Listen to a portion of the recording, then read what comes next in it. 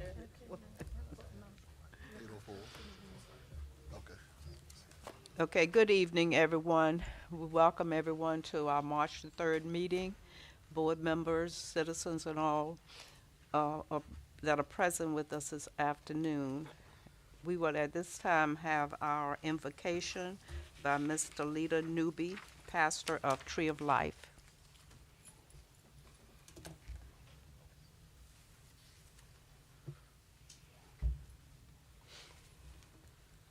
Ms. Newby, you can go ahead. Good evening. Father God, in the precious name of Jesus, we come to give you thanks on this evening. God, we thank you for this day, God, that you have carried us through safely, God, through seen and unseen dangers. God, we thank you for keeping our children and our community together, God. But God, after we give you these thanks, we ask that you would be in our midst on tonight as we do our board meeting, God. We ask you to bless the leaders of our county, God. God, have us to be on one accord in the meeting, God. Everything will be done in a decent way, God. We ask you to be in the midst, help them conduct the businesses that need to be conducted in a nice way, and continue to show favor upon them, Jesus, for them and their great leadership for our county. In Jesus' name, we pray. Amen. Amen. Thank you so much for that prayer. Board members, we will call the meeting to order. We will have a moment of silence, please.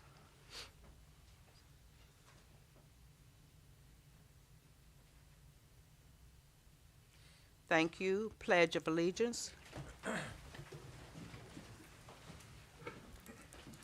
I pledge allegiance to the flag Of the United States of America and to the republic for which it stands, one nation, under God, indivisible, with liberty and justice for all.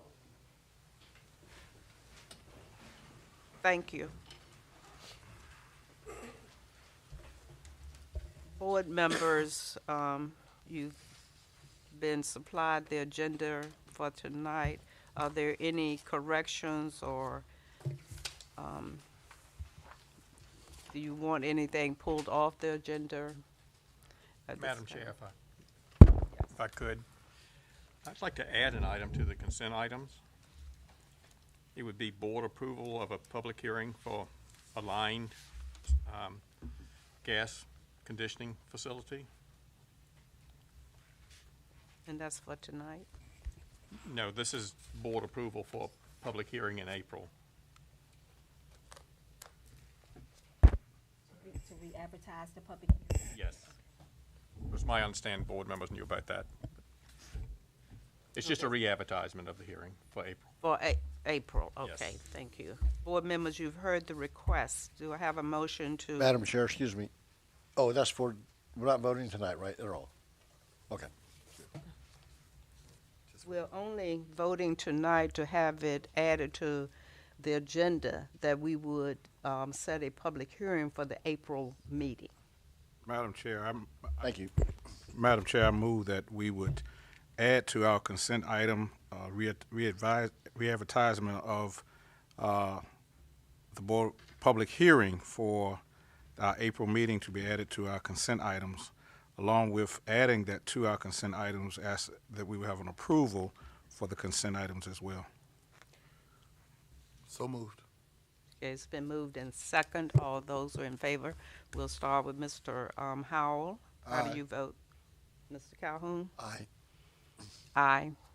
Aye. Aye. Thank you. Motion carried.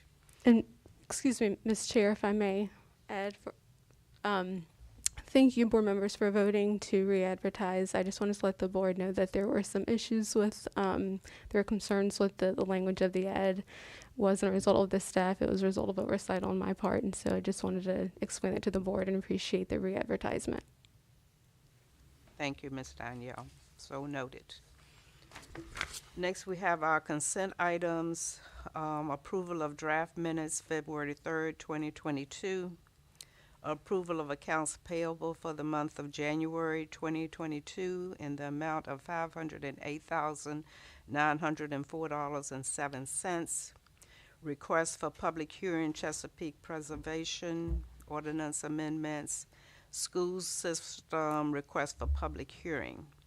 So at this time, if we're all in accord, in approval of the consent items, we need a motion, please. Madam Chair, it was my understanding that that was a part of a prior motion.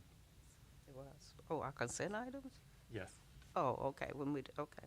All right, so, thank you. New business. Yes. Yes.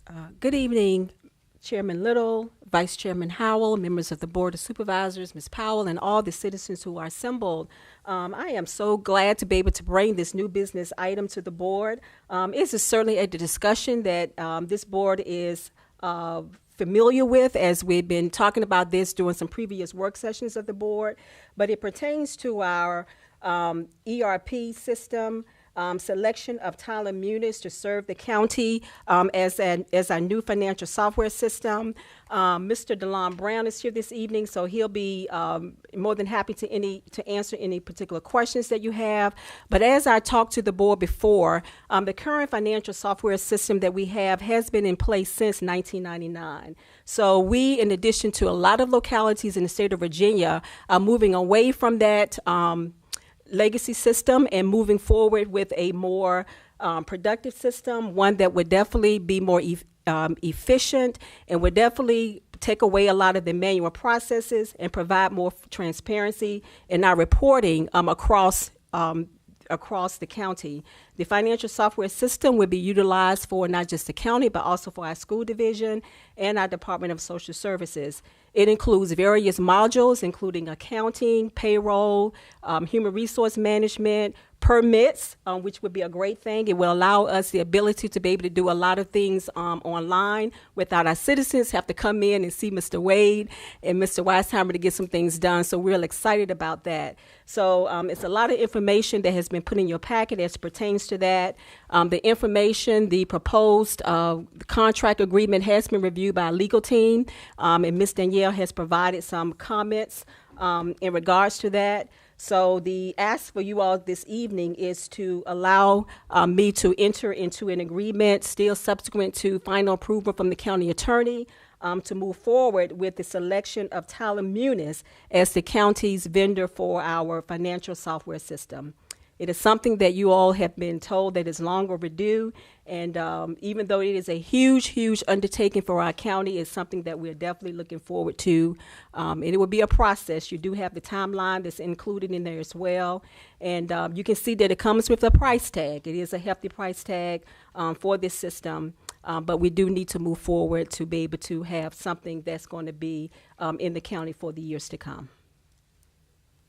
Board members, thank you, County Administrator. You've heard the request coming from our County Administrator concerning the financial system and enter into a contract. Are there any questions?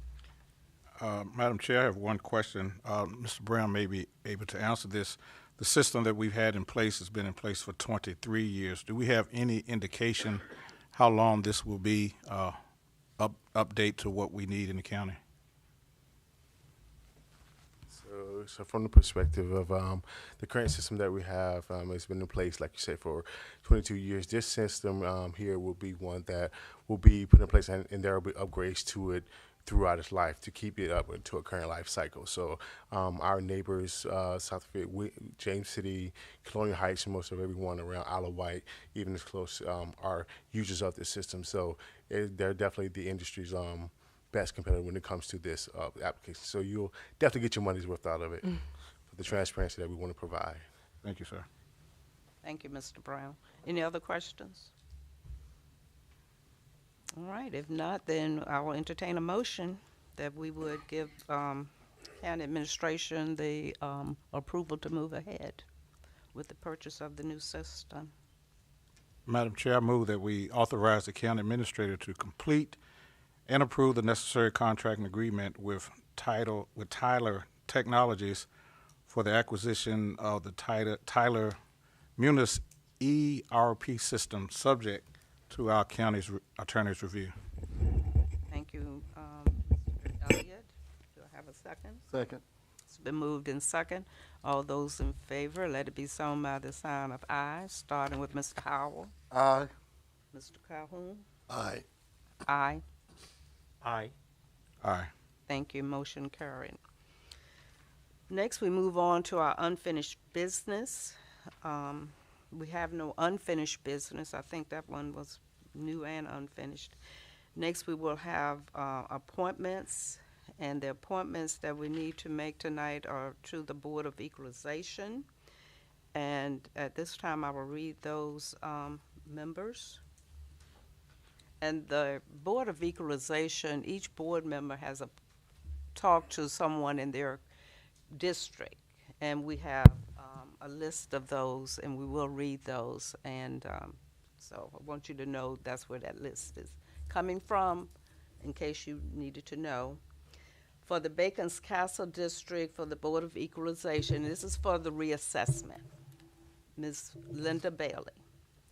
Causeway, Doris Ellis Jackson. Dendron, Thomas Bird. Claremont, Antonio Anthony Washington. And Surry, Alvin Cheatham. Cheatham? Excuse me, Mr. Cheatham, if you're here. So those are our appointments to our reassessment board, which only happens, I think we had the last reassessment 6 years ago. And so we try not to do them too often, but it has been 6 years, and so it was time for an update. All right, board members, do we have approval of the names that have been presented to the recommendation for our Board of Equalization? Madam Chair, I move that we recommend the names as called from the various districts to sit on the Board of Equalization. Thank you. Second? Second. It's been moved in second. All in favor, let it be known by the sign of aye. Aye. Aye. Thank you. Any nays? Madam Chair, Yes. prior to moving on, these individuals will have to be appointed by the circuit court, as mentioned at the last meeting.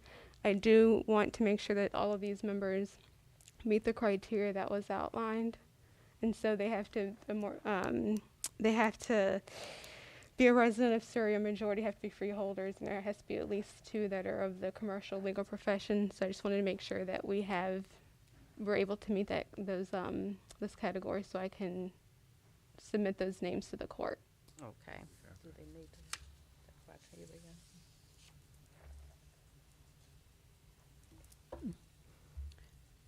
Ms. Powell, yes, we can certainly re-verify that. The criteria was provided to the members of the board prior to you all making the appointment. So I can't say, me personally, that they all meet the criteria, but that information was provided. So if we need to go back and look, we can certainly do that. But Okay. The board members may know right off, but just wanted to make sure I provided that.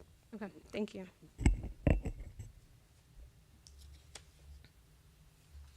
So at this time,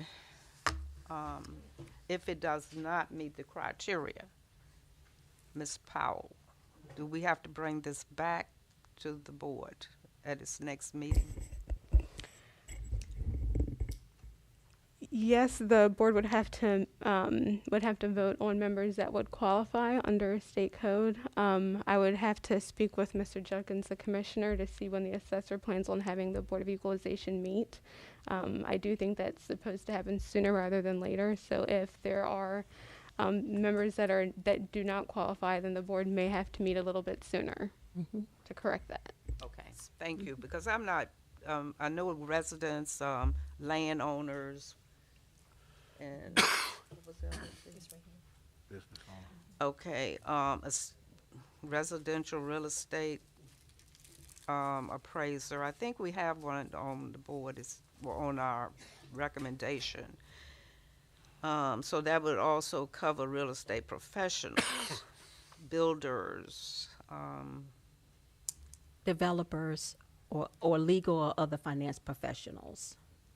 okay, I think so, we have that. I think we have that. okay, all right, thank you. Thank you. Very well, so we can, You bounced that hurdle. yes, because I wasn't sure, so I wanted to be sure what we needed to do. All right, next on our agenda would be the, Ms. Rollins will read our LGIP investment letter for January 20, 2022.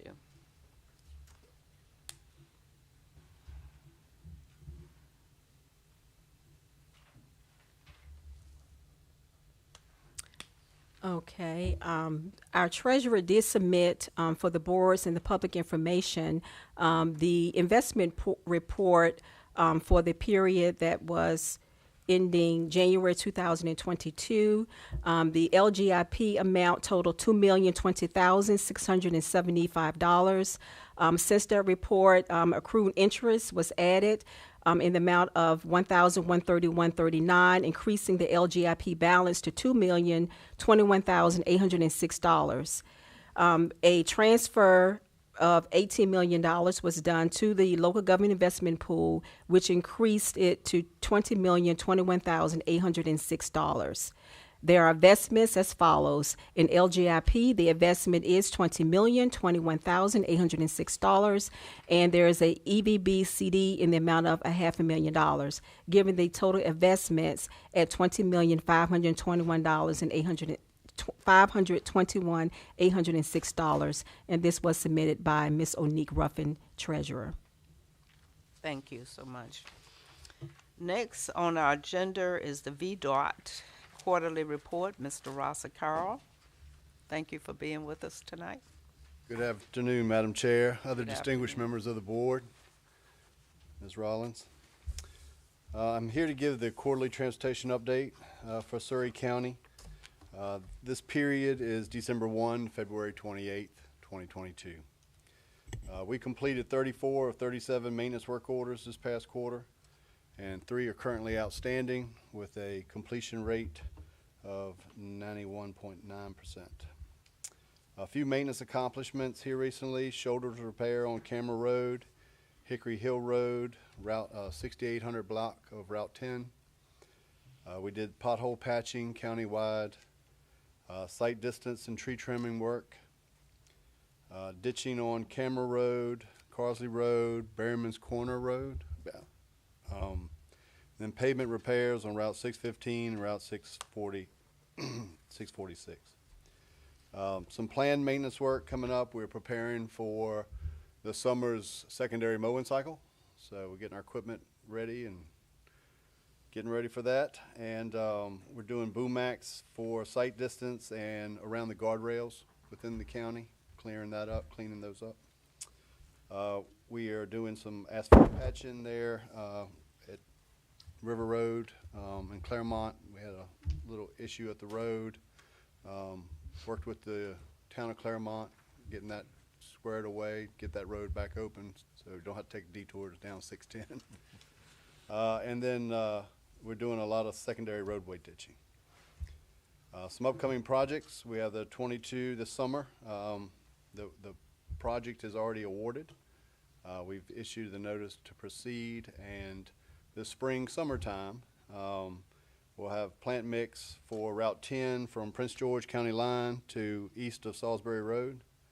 On Route 10 from the pavement joint just east of Rolfe Highway to Chapel Bottom Road, and then on Route 10 from Hoggs Island Road to the Isle of Wight County line. About 6.5 miles of Route 10 will be paved this summer with asphalt. We also have a latex overlay. We did some this past summer on Route 31. We have a couple sections on Route 10, east side of Holly Bush Road to Rolfe Highway, and then from Rolfe Highway southbound to Colonial Trail West, and then a section on 31 about a quarter mile north of Elburn Heights to Colonial Trail West. Our 22 primary and select secondary mowing, so this is our contract mowing and litter pickup. I provided you the schedule. We have 4 cycles planned for this summer. The first one starting May 9th of this year. And we always adjust those a little bit depending upon the growing pattern. But they are what we sit down with the contractor and set a schedule at the beginning of the year. So you can expect somewhere in the range of those dates provided. We have the Smart Scale project, the intersection of Colonial Trail East and Route 617. That's to realign the intersection of Route 10 at Route 617's Bacon's Castle and White Marsh Road. Install a left turn lane for the eastbound traffic on Route 10. Install a left turn lane for the westbound traffic on Route 10. And install a right turn lane at Bacon's Castle Trail. And this will be a slight realignment of Route 10 to the west of the current location. I will say that we just got concurrence to open our right-of-way phase for this project. So right-of-way phase opens March of this year, of 2022. And advertisement will be December of 2023.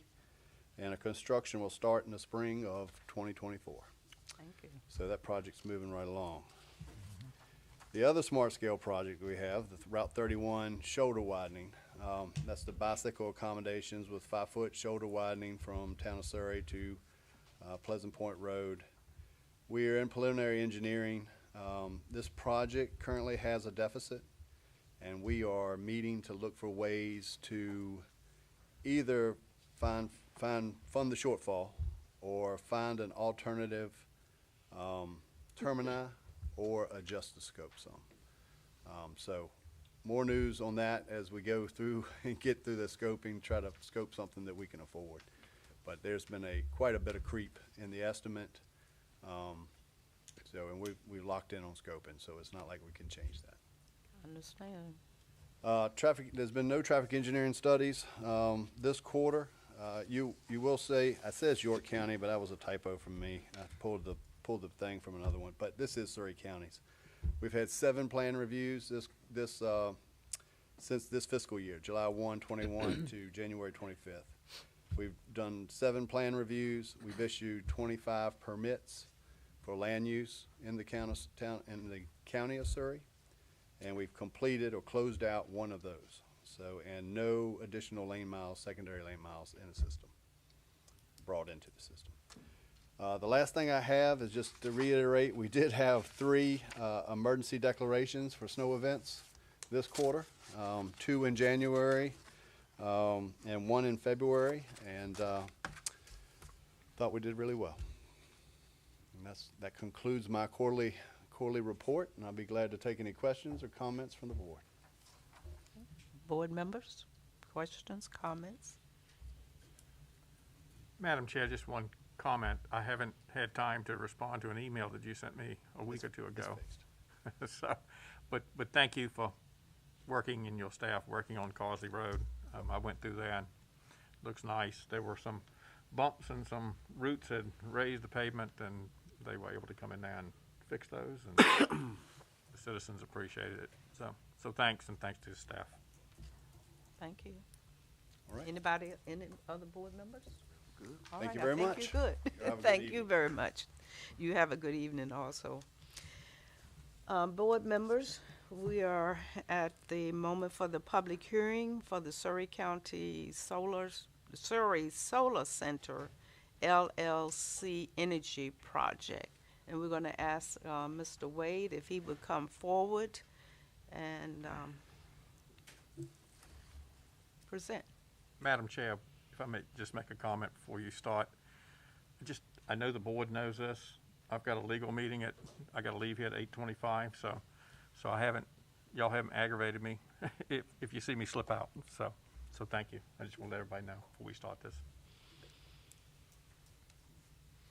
Good evening. Good evening. This public hearing is concerning a 20 megawatt project called Surry Solar Center LLC. Again, 20 megawatts, 1 parcel of land, approximately 225.76 acres. The project is located primarily off of a major thoroughfare of Route 10, what we know as Colonial Trail East, between Bacon's Castle and Hog Island Road, that you see on the map there. The project itself is where you see the panels in between the green, which is the buffering, the landscaping that you see in place there. It is set back significantly off of Route 10, and there is buffering off of Bacon's Castle as well as Hog Island. And you see an entrance off of Hog Island Road that you see at the bottom of your guess, bottom of the screen there. This project inception began with two public meetings. One was held in July 2021. The other one was held in October 2021.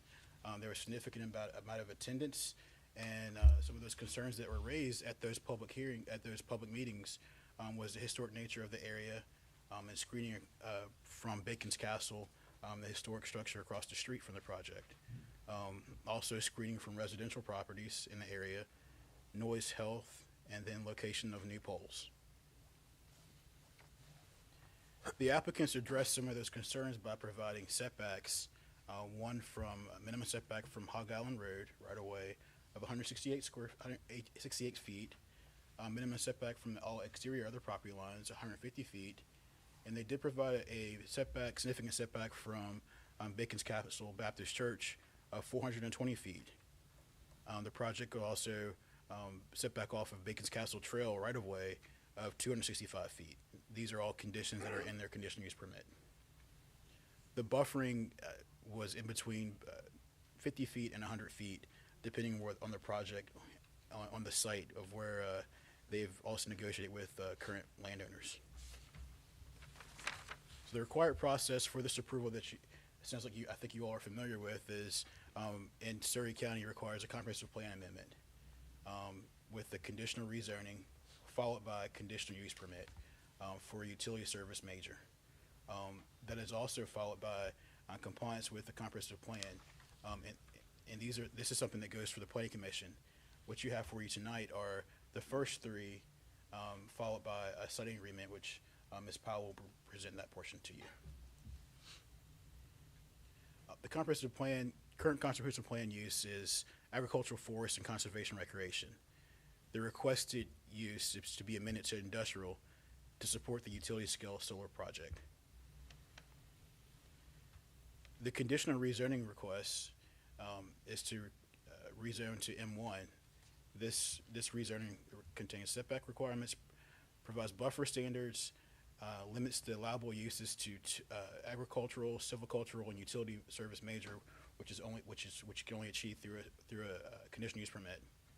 And this is the precursor to attaining a conditional use permit for utility scale solar.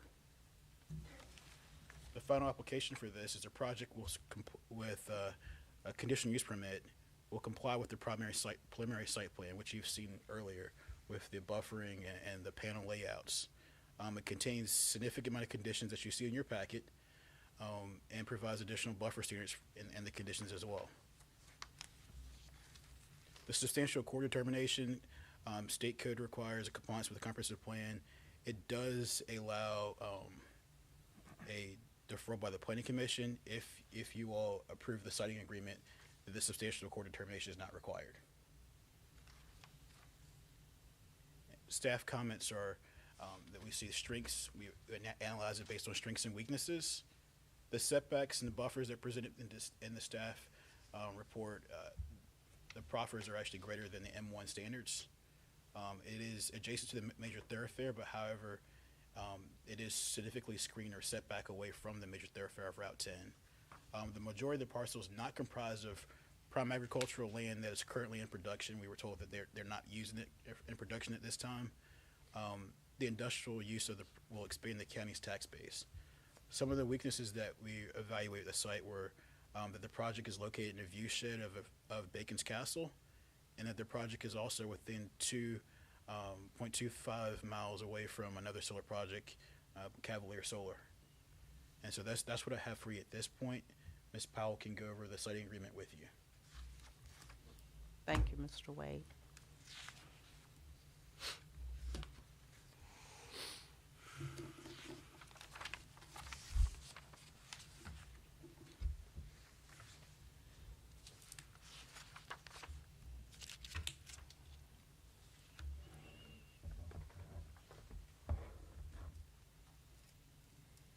Good evening, Madam Chair, Vice Chair, members of the board.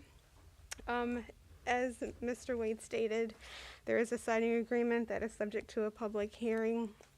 The project is a 20 megawatt project, and the siting agreement, in essence, has the applicant paying $100,000 to the county prior to the commencement of the start of the project, which should be within 2 years. Once the project begins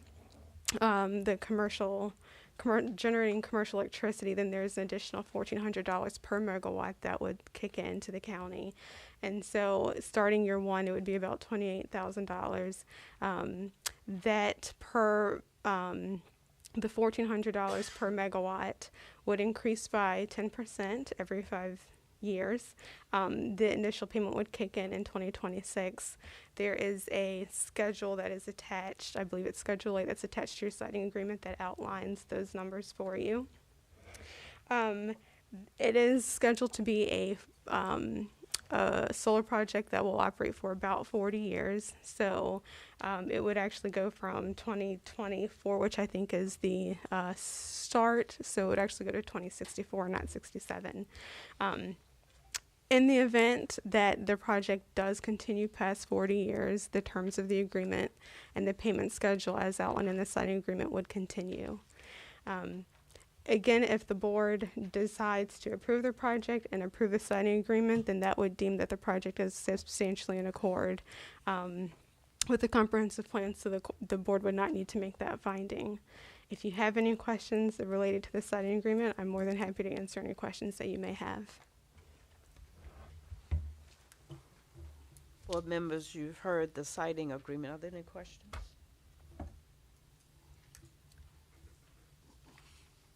Okay, thank you. Madam Chair, Were you getting ready to make a comment, or I'm going? I've got a question for staff. It can wait. Okay. Oh, no, if you have, for When the Mr. appropriate time would be. Yeah, we have to open the floor for public comments first. Yes. I'm sorry, Mr. Wade? Yes. Okay.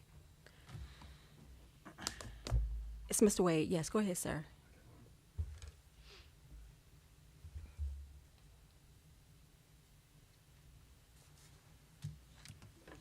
Did Yes. you want me to answer the question, or? did you- I would love it. Okay. Before the applicant gets up. but- Okay, sure. And thank you.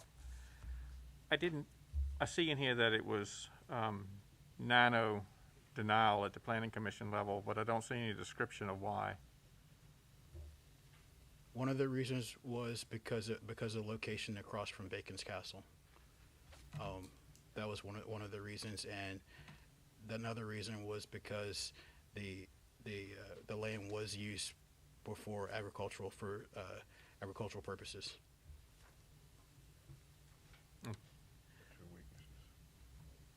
Well, thank you.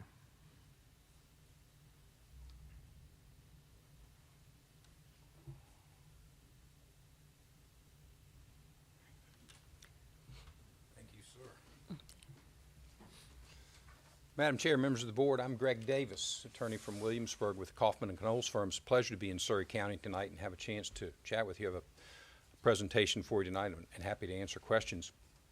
The project team with me tonight is my client, Pine Gate Renewables, and Ms. Lorraine Bergman with Pine Gate is here.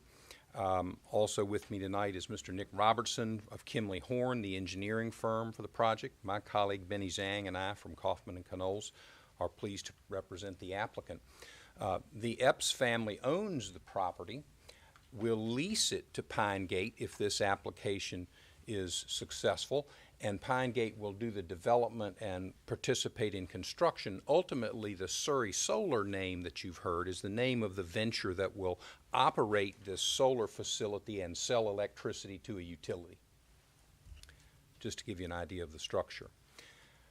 I'm not going to read every word of every slide here, but I wanted to give you a feel for Pine Gate. It's a big company, 185 employees, active in 26 states with in-house expertise and experience.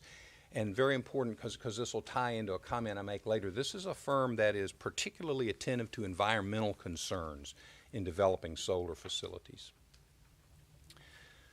We printed out a big version of that site plan because these visuals are hard to see, but I'll try to walk you through the site plan just a bit. So Bacon's Castle is located to the north of the project, indicated by the star.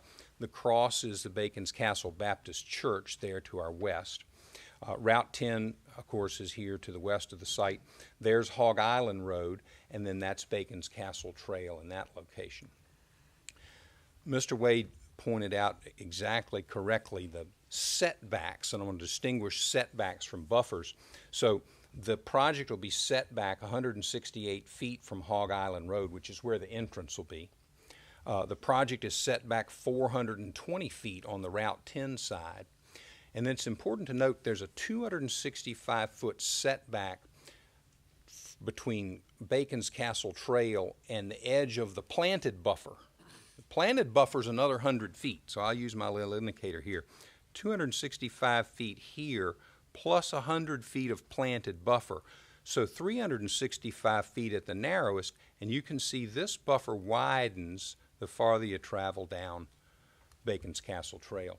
So it'll be a football field or more, including a planted buffer between Bacon's Castle Trail and the project. Then Bacon's Castle is 900 feet back across the road from the project site.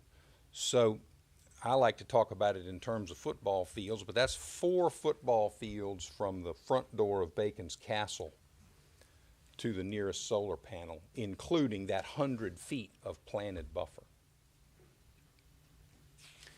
These buffers are setting a new standard in Surry County. Your ordinance calls for 4-foot plantings. We filed an application that called for 6. Mr. Wade and the Planning Commission said, no, sir, Mr. Davis, that's not adequate. So we've come in with 8-foot plantings. Now that can be problematic because when you transplant an 8-foot tree, it doesn't live as well. But we're bonded to replace trees that die, so there's additional expense to the applicant, and yet we came forward with these 8-foot trees as the basis of the buffer. And again, this buffer is 100 feet wide. Here's a graphic that we had the folks at Kimley Horn in the landscape division prepare that shows how the plantings will look or how the project will look at planting. So this is at planting with the panels flat. The second slide, you have to understand these panels track the sun. They move a little bit. And we didn't want to try to hide anything from you. Early in the morning, late at night, that panel's at inclination. Immediately at planting, you'll be able to see a little bit of that panel peeking above the tree. Now, 5 years in, the landscape architects tell us, even at the full inclination, these trees are going to be taller than the panels. It's going to be a good buffer. Might be able to see between the trees a little bit at 5 years, but then 10 years out, these trees will be well above the panels, even at their maximum tilt. And that buffer will be very thick. Now, I had a question from a member of the board in advance of the hearing tonight about opaque fencing. Your ordinance for solar facilities calls for opaque fencing. My client, Pine Gate, does not favor opaque fencing. They like a fence, I call it a woven wire fence growing up in the country with a bigger hole in it. And rabbits and foxes and game can cross that fence. It adds biodiversity to that solar farm area. And when you have the opaque fence and their plastic screens slid down in the fencing, that plastic degrades and fades in the sunlight over time. My client finds it unsightly over time. However, if the visibility of that array during the 2, 3, 5 years it'll take for these trees to grow up, if that visibility is concerned to the board, I have authority from my client to say, add a condition that authorizes Mr. Wade and his staff to require that opaque fencing in the buffer along Bacon's Castle Trail. We're amenable to that. We don't think it's the best thing, but if the board does, we'll do it. This is going to present a nice buffer for our neighbors. And to talk about neighbors, I want to present this slide, which shows that Pine Gate came to Surry County in 2018 to talk to Preservation Virginia about the possibility of a solar facility across the street from Bacon's Castle.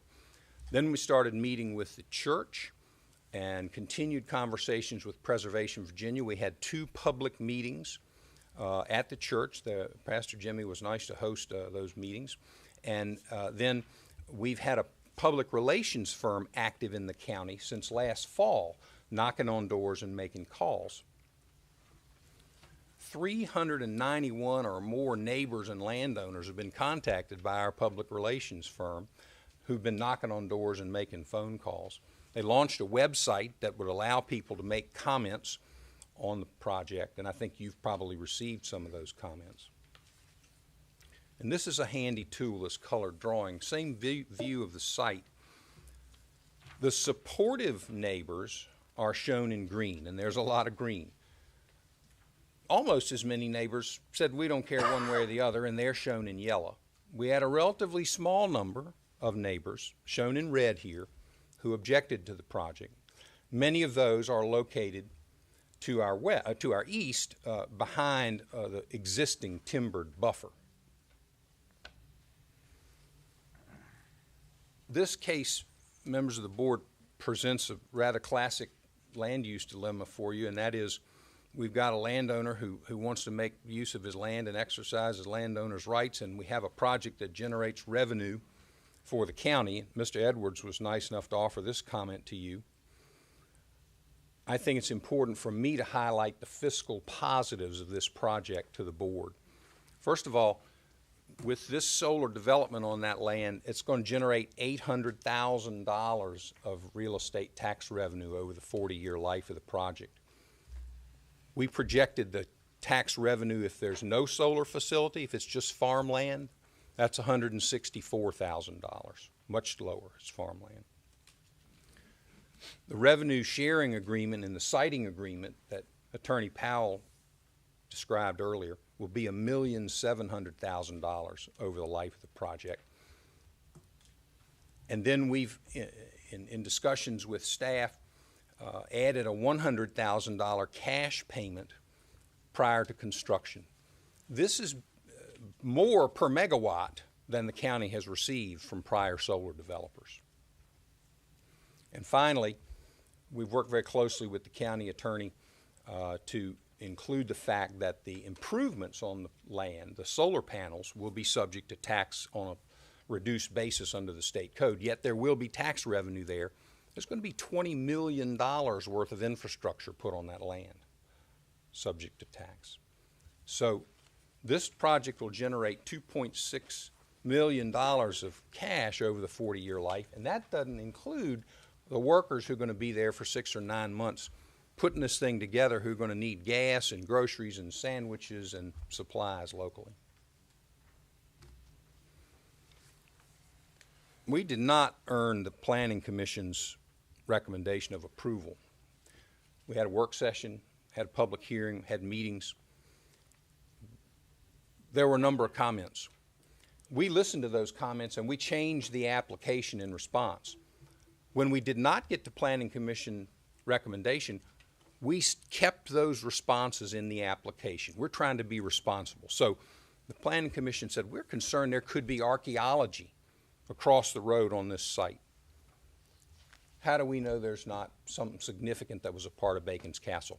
So we hurried along and did the archaeological survey up front. Usually this would be done after zoning.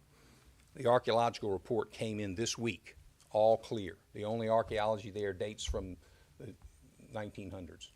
Nothing that relates back to the 17th century. At the Planning Commission's suggestion, we contacted Chief Seward. He requested some training. The conditions you'll see require my client to provide training to all the volunteer fire departments in the county to assure they know what's going on at Surry Solar. And we contacted Chief Phelps, again in response to Planning Commission comments, and he'll have a role in reviewing the site plan.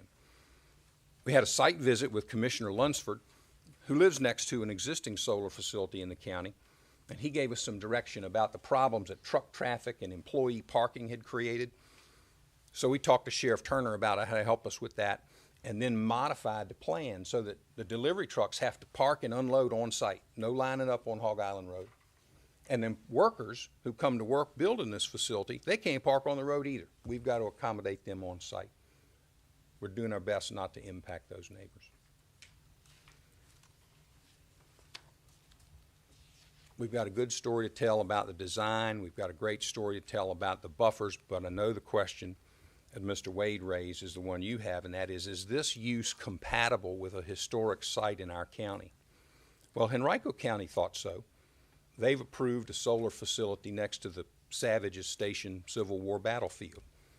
A fun picture here of Savage's Station just before the battle, and then the solar panels next to the Savage's Station monument. Spotsylvania County found solar development compatible with a historic site. They've got one of the 10 largest solar facilities in the United States in Spotsylvania County, 6,350 acres, right along the Wilderness, Chancellorsville, and Spotsylvania Courthouse battlefields from the Civil War. They thought it was compatible. My client was building a project in North Carolina and found a cemetery for enslaved persons as a part of the site work. Collaborated with the descendants, set aside the site and protected it, and built the solar field around it with the descendants' consent. And finally, and perhaps most importantly to you, Preservation Virginia has found this use to be compatible with Bacon's Castle. They've submitted a letter that you have in your packet expressing no objections, and remarkably, Preservation Virginia has co-authored or co-published this Citing Solar in Virginia publication with the American Battlefields Trust. It talks about how you site solar next to historic sites, and what it says is you work with the county, you make robust buffering, you listen to the staff and the Planning Commission and do what they say. And I would respectfully submit, members of the board, we've done that. In conclusion, I'd say this is an economic win for the county. It brings revenue without some of the troubles that growth brings, like traffic. These buffers are tremendous, and they're going to protect that view shed. A question about the comprehensive plan should be answered this way. Yes, we're asking for industrial zoning, but then the proffers say the only thing you can do there is have a solar facility or a farm. This is not a factory belching smoke. This is a quiet, planted setting that's not going to interfere with a rural style of life in that part of the county. So, Madam Chair, thank you for your time in allowing me to present that, and I'll be happy to field questions from the board. Thank you. Board members? Any questions? Madam Chair, Yes. if I may, Yes. how you doing this evening? Good evening, Mr. Drury. Same to you. What will be in the setback area? I know you described the 100-foot buffer, and I'm talking basically Bacon's Castle Trail. Yes, sir. What will be in the setback? The EPS will continue to farm much of that area, Mr. Drury. And the proffers specifically permit that agricultural use. Preservation Virginia, and I don't understand the ownership down there. Preservation Virginia owns what? My understanding, they own Bacon's Castle. I can't provide much more detail than that. Yeah, I know a local farmer owns the cropland, but I didn't understand the who actually owned the property there. Do you know? It's my understanding, and again, I have not looked this up legally, that there is a conservation easement on Bacon's Castle. Is that correct? I've not researched that either, Mr. Drury. No, sir. That easement certainly does not extend across the road onto the Epps property. No, I didn't think it would. And to the other board members, it bothers me not to understand Preservation Virginia's ownership and the easement holder on Bacon's Castle. And the reason I say this, it was pretty extensive time. I think the state of Virginia spent money on this. And I'm not being negative when I say this, but I certainly would want, the state of Virginia put a lot of money into protecting the view shed at Bacon's Castle. And I'd like a comment from them, at least know who holds it. And it would be important to me to understand that.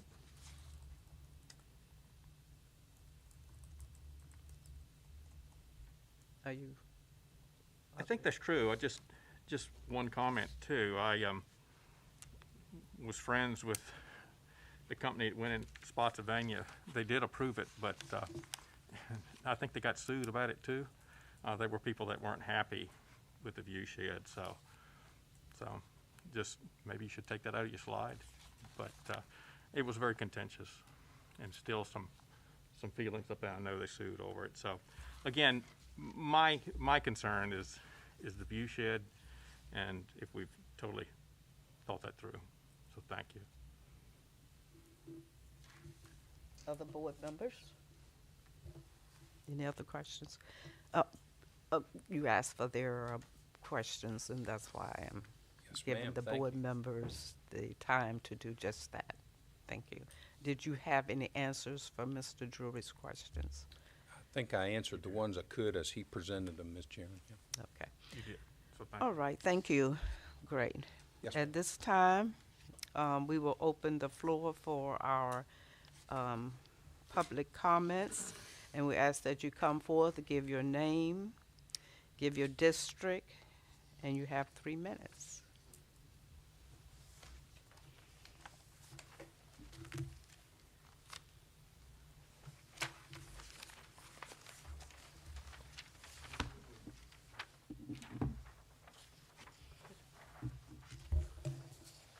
Diane Cheek. I'm from the Surry district, and I'm also on the Planning Commission. So I do hope that what the Planning Commission decided was provided to the Board of Supervisors. There was a question about it. So, but I know as a member of the Planning Commission that we were very concerned about the location of the historic property, and also the fact that the comprehensive plan and the solar ordinance promotes us keeping our historic properties in a way that they're enjoyable to come to, and using the picture which the gentleman showed, certainly you can say that it starts at the door, but we all know that when you come to that area, it's the surrounding area that also complements the historic part. So I think the board should give a lot of thought about that. I do think that the solar companies that are coming to the county are recognizing what we're saying, our concerns. So I do say thank you to this group. I think they're trying to recognize those things. But when it really comes down to this one, we're right there at a national treasure that's in our county, and I think it's our duty as a county to protect it. Thank you. Thank you. Anyone else?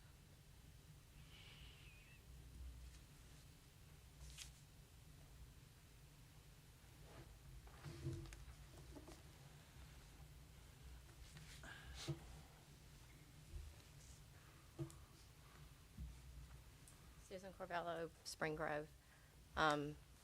I concur with a lot of information that Ms. Cheek had discussed, and the presentation was great.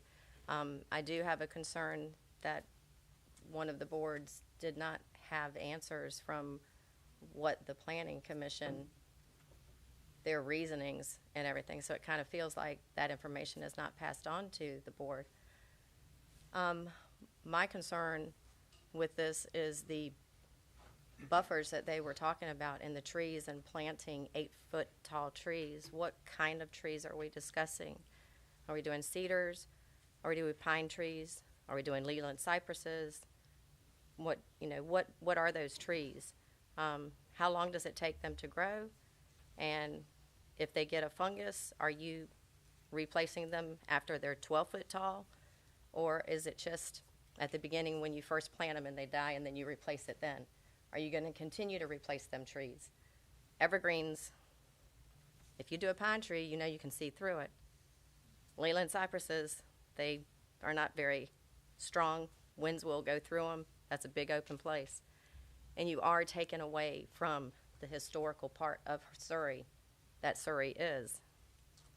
And sooner or later, y'all have got to say, what do we want for Surry? Do we want it to be a solar farm county?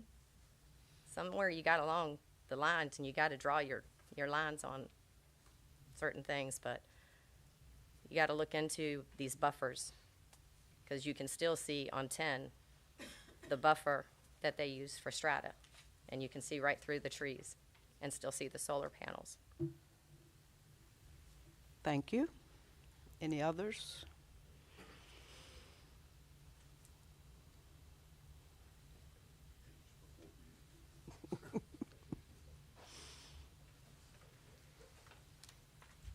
Good evening. My name is Stephen Johnson. I live in the Bacon's Castle District, and I have been a county resident for 34 years. This proposed solar farm will be in my backyard, and yes, I was one of the red boxes that they showed. I ask you not to rezone this property to industrial use for the installation of solar panels. I cannot comprehend the logic that destroying green spaces like farmland and woodlands to install solar panels is good for the environment. This board has already approved 11,000 acres for solar farms. Surry has made its fair share contribution to the so-called green energy, and it's time to stop this cancer from spreading any further across our county. The people pushing solar farms aren't committed to protecting the environment. Their only interest is financial gain at our expense. If the federal and state subsidies to build these farms were taken away and they had to provide all the funding out of pocket, we wouldn't be hearing from them at all. They also are not forthcoming on effects solar farms have on surrounding areas. A study published on October 13th, 2016 by Greg Barron Gafford and his associates determined that large-scale photovoltaic installations create a heat island effect, which artificially warms the surrounding air.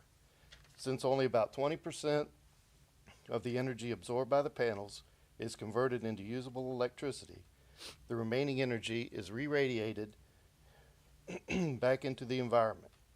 The unvegetated soil around solar panels also absorbs and re-radiates more heat than natural vegetation areas do. This results in delaying the cooling of ambient temperatures in the evening.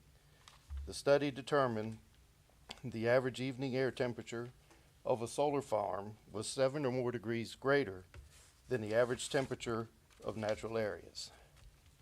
This is because of the heat energy absorbed and re-radiated into the air by the solar farm when compared to the heat energy levels absorbed and re-radiated in natural ecosystems.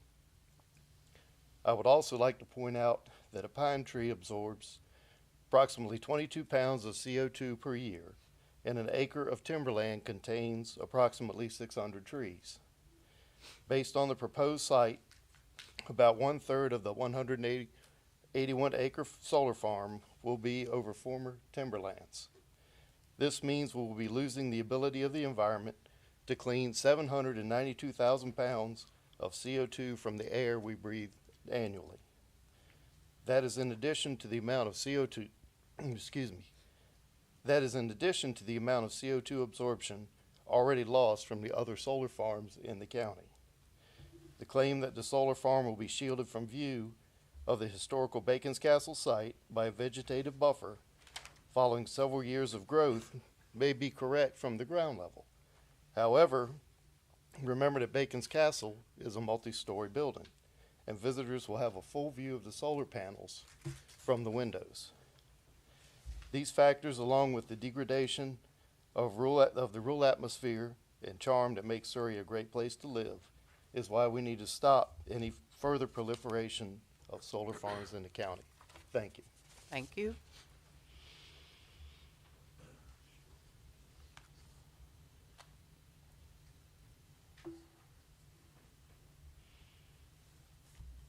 You come, Mr. Brock.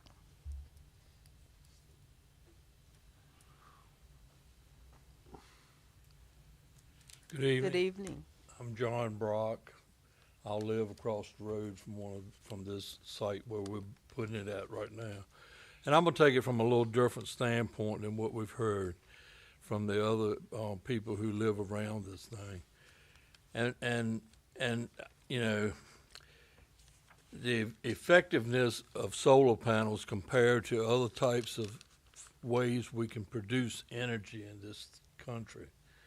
I asked a question at one of the meetings up at the church, just how efficient was solar panels with our current forms of producing electricity, and I got no answer.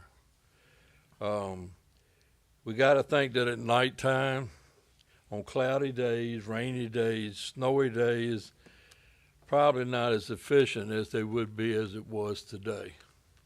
So are we able to continue to get the amount of electricity that we need in our area, in our country, using solar panels and using them to try to take care of the demand that we're having now for more electricity.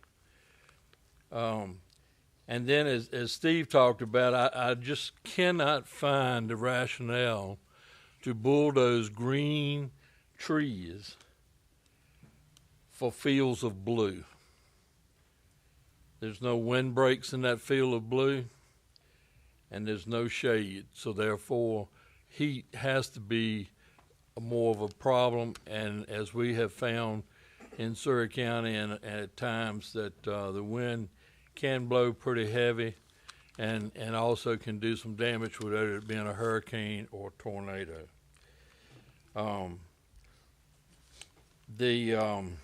Excuse me. The panels are not made here in the United States. When asked by one of the people where were they going to get their panels from, the answer was Asia. I think China probably would have been a better answer to make it more sufficient as to where they might be coming from.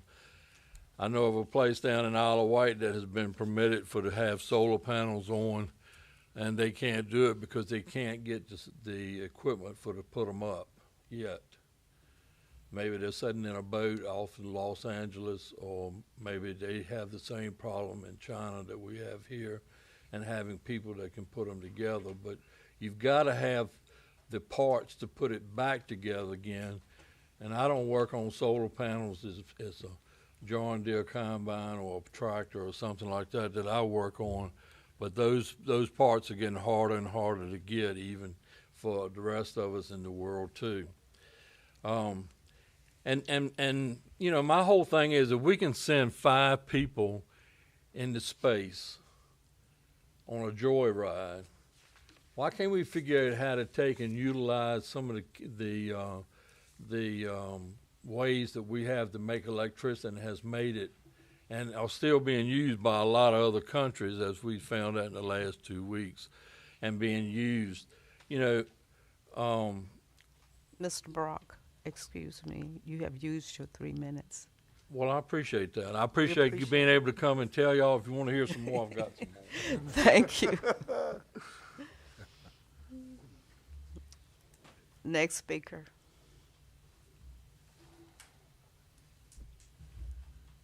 Chairman, board members, Mike Eggleston, Denver Blackwater District. You've been sold a bill of goods with a slick presentation. As the first gentleman pointed out, if the government subsidies disappeared, these gentlemen would disappear in the woodwork. Thank you. Thank you.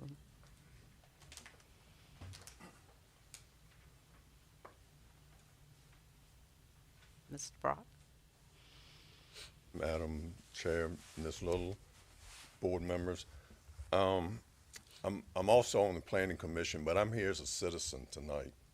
And my whole thing is, I've listened as on the Planning Commission. You know, I've had the opportunity to hear these presentations 3 and 4 times, and the whole thing is, I'm not totally against solar panels, but pay your fair share. We are not getting our fair share out of these things. The state man says that we can rezone it and we get our revenue off of the M1 tax rate. We will also get a $1,400 megawatt. I live 4 miles from a nuclear power plant that pays this county, you know what the budget is, and it goes to, it's like $20,000 to almost $30,000 a megawatt. So a megawatt is a megawatt. They would tell you that they get to go to the Dominion goes to the FCC or the state corporation, and they get to dictate what they can charge for their megawatt. It doesn't matter. A megawatt's a megawatt, and we're going to get $1,400. Yes, they throw it in, you know, another $100,000, and we don't know what else. But there's money to be made. If you want to take the beauty of my county and put solar panels there, let's get paid for it. The guy in California that's going to get this power, he doesn't know what Surry County looks like. The other thing that I have a comment, I was on the Plan Commission, and the problem was right next door or in front of the most historical site in the New World. Anybody else know where the other next building that looks like Bacon's Castle is at? Barbados. There's only 2 buildings that look like that in the New World. So I asked you,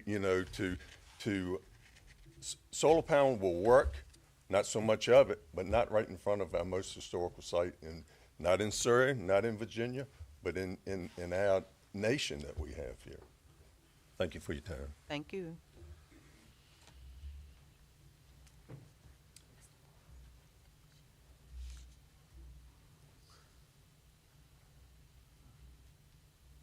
Good evening, Mr. Rickman. Madam Chairman, little board members. My name is Darrell Rickman. My home address is 4 West Circle, Williamsburg, Virginia. And the reason I'm here tonight is because my brother and I inherited last year 2 houses on Bacon's Castle Trail, 2 of the 3 houses. 1698 Bacon's Castle Trail, where I grew up, and the adjacent lot, a house 670 Bacon's Castle Trail, which my grandparents owned. Actually, my grandparents and my parents owned these 2 parcels before the Epps family bought Bacon's Castle, since the early 50s, like 51 or 52. A couple points I want to make. First of all, Bacon's Castle. Bacon's Castle is not some 100 or 200 or 500 Civil War sites in Virginia. Battles that were just fought recently. Bacon's Castle is unique. There's only one in the state of Virginia. There's only one. And it's a unique property, I think, as you already know. So I want to make sure that you understand that. I know you understand that. Mr. Rickman, I apologize. Can you pick your microphone up? People in the back saying they can't hear you. Okay. A couple questions I have, and I'm not yellow, I'm not red. But I do have some questions. I think there, from my best I can count, there are 16 of us landowners that are surrounding the property. And I'm concerned about the impact on my property. I just got my new taxes, and I'm sure you know that, and you've heard that at least from one person, I'm sure. You did too. So did I. So, and they went up, of course, on both houses. So if I'm next to a solar panel project, is that going to have a negative impact on are you going to adjust the taxes down from my house that's backed up to a solar project? I think I know the answer to that too. Okay. Okay. So the plan that Mr. Wade presented, and I couldn't really see it too well, and the plan that Mr. Frank presented is not the plan that I received via email from the applicant's representative on Tuesday, which is going to bring me to another point at the very end, which I want to make as a big issue with me.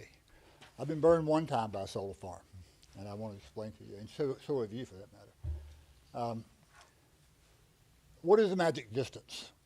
Is it 200 feet, 500 feet, 1,000 feet? What's the health impact? There's a good possibility, and probably going to happen soon. My family, my son, daughter-in-law, and grandkids are going to live in one of these houses. And they're downwind. The predominant wind is a southeast wind. So what impact is it going to have on my 3-year-old grandson I have right now? Will we find out 30 years from now that there's some type of radiation?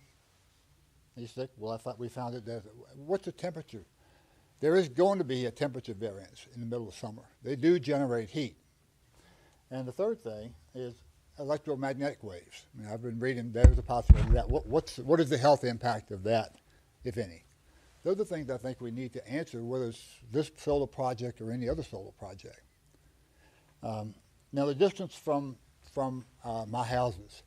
The plan that I've received recently indicate that the distance, a minimum of 450, with as much as 570 feet. Mr. Rickman? Yes, ma'am. Your 3 minutes is up. Can I say one more thing, though? It's really important. Yes. And this is what please, because the very first solar project that was done, the Spring Grove East project, there were things said in this meeting by the applicant's attorney, things that I wanted, that were not put in the conditional use permit. They were not in the minutes, and they impacted my property. I have 900 feet on Holly Bush Road. that's been impacted tremendously by the project. The applicant, the attorney, applicant said that that property, that solar panel was going to be at least 800 feet from Holly Bush Road. Well, guess what? It's 100. They even called me the next morning, the engineer who sat here and told me that. So those are Thank you, questions. Mr. Rickman. Okay. Okay. Thank you.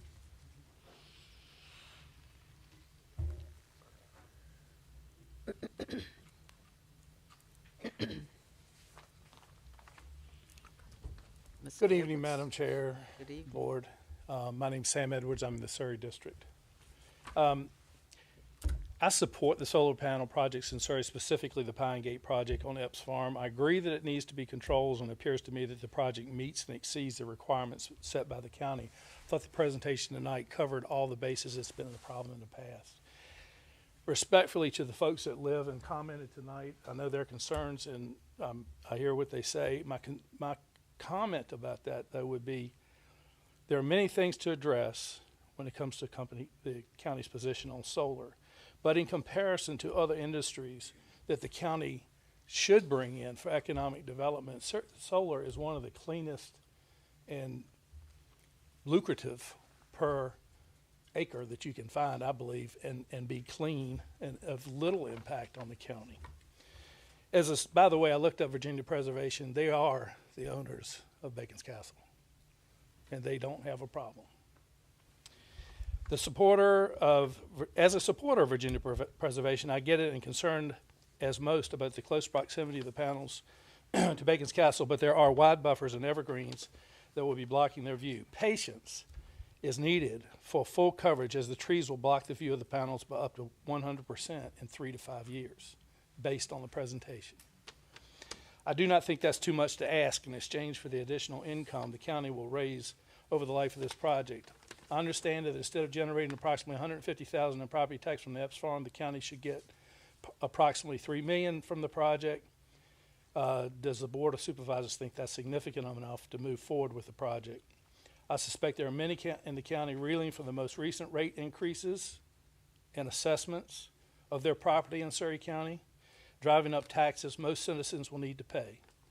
As long as Surry County keeps turning down economic development projects like this, current citizens will continue to pay for the rising costs of government.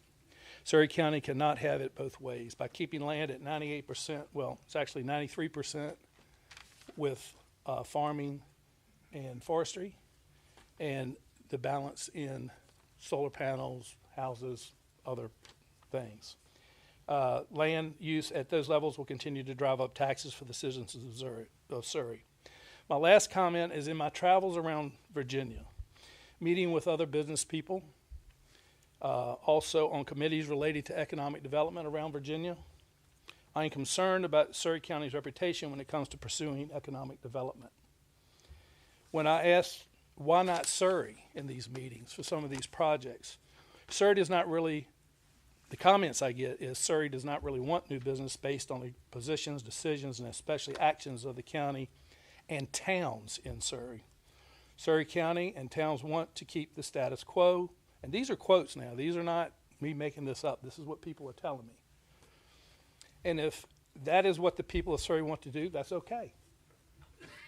But be prepared for your personal property taxes to continue to go up faster in the future. I suggest you allow the Epps Pine Solar Project to move forward and send the message that Surry wants to allow and pursue new economic development. Thank you. Thank you. Anyone else?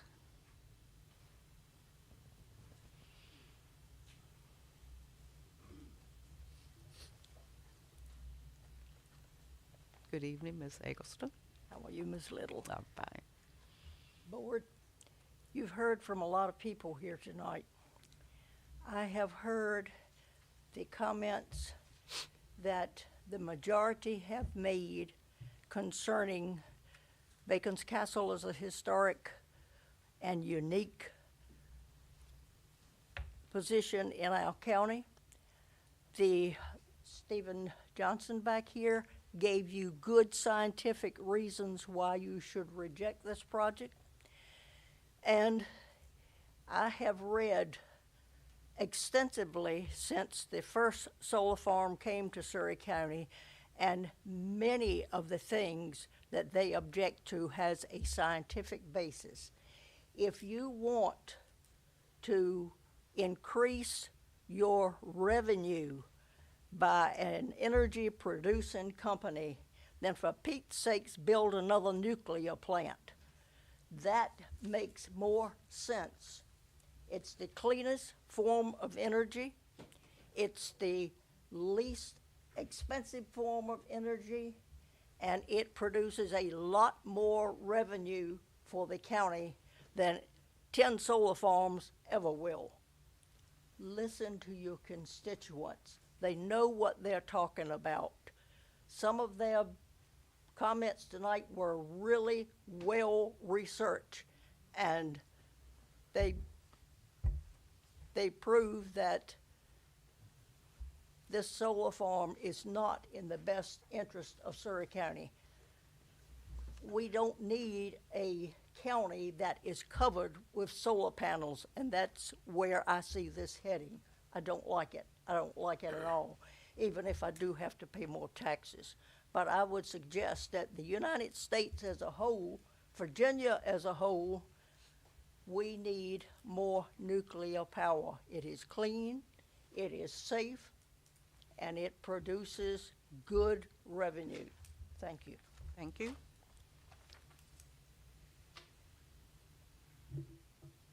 Any other speakers?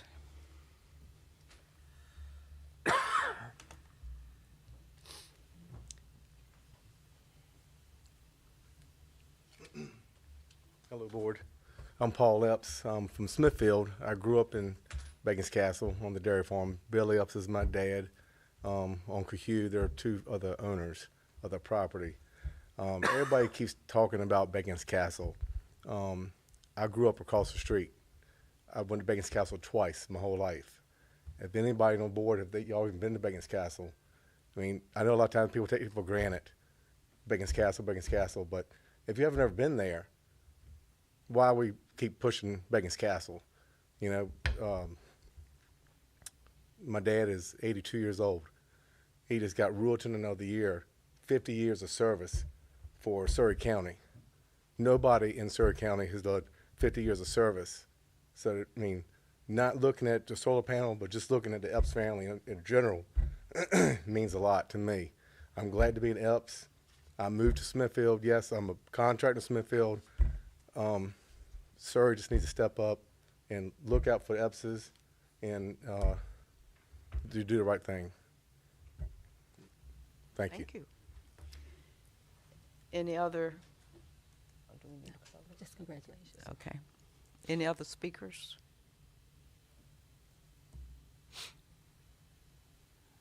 Okay, I don't see anyone approaching the podium, so we will call this public hearing closed. And we want to thank those who have participated, thank those with the Surry solar project for their presentation. Board members, at this time, board members, do you have any comments other than what we've already heard? Madam Chair, I've talked too much tonight. May I talk again? Sure. Different? As Mr. Davis said, land use decisions are, how can I say it, both sides of the fence issue, so to speak.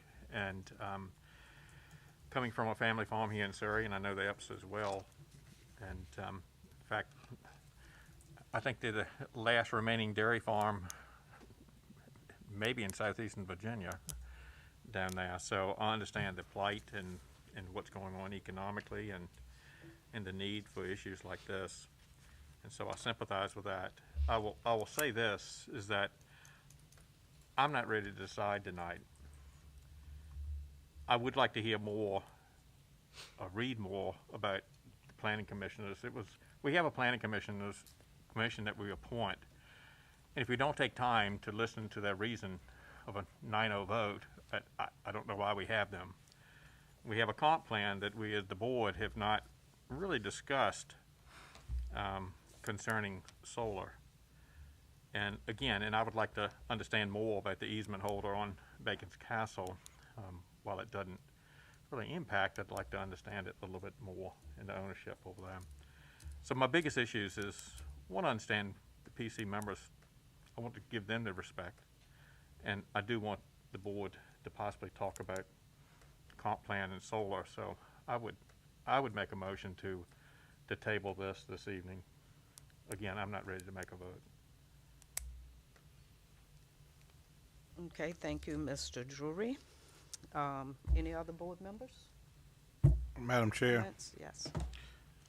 in light of all of the information that was presented to the board on tonight, I think it would behoove the board to do its due diligence to go back and review everything that was presented to us, so we won't make a hasty decision, and give the board an opportunity to discuss some of the things that were presented to us on tonight.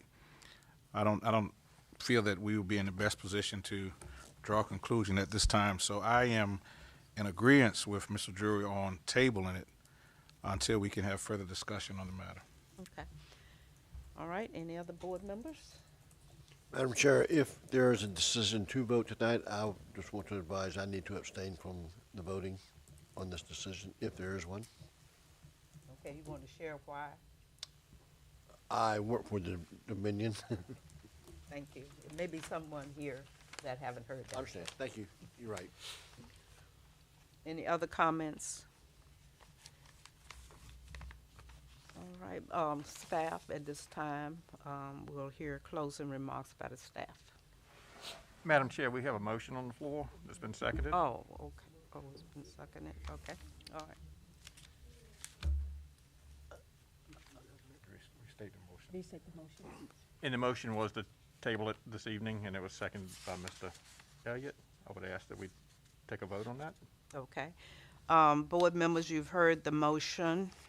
I think we got two that are in agreement with that. I do not agree with that motion, so I would vote nay. Mr. Howell? I vote yea. Okay. We have three motions for tabling this project until another, do you have a time limit? I don't at this time, again. Okay. Madam Chair, I just think what, the reason why, not for a lot of discussion, but I just think the board needs an opportunity to discuss it before we come to a consensus on how we want to vote. So if we could give us a time limit, maybe the next month's meeting we should be able to go forward with the vote, but I do believe that there's a need for discussion by the board. Agree. Okay, I will agree to that. So I don't know if that was in a form of a motion that we need a second. Okay. So at least those who are the solar group will know that at our next meeting, we should be able to give you a solid answer, is what I'm hearing from my board members. Is that correct? If the information's been provided. Okay, if the information has been provided. So, thank you. Chairman Little, I'm not sure whether or not Mr. Wade does have any closing remarks, but I do want Mr. Wade, if you don't mind, to share the information from the Planning Commission, because I know that you have that information as to why the project was denied.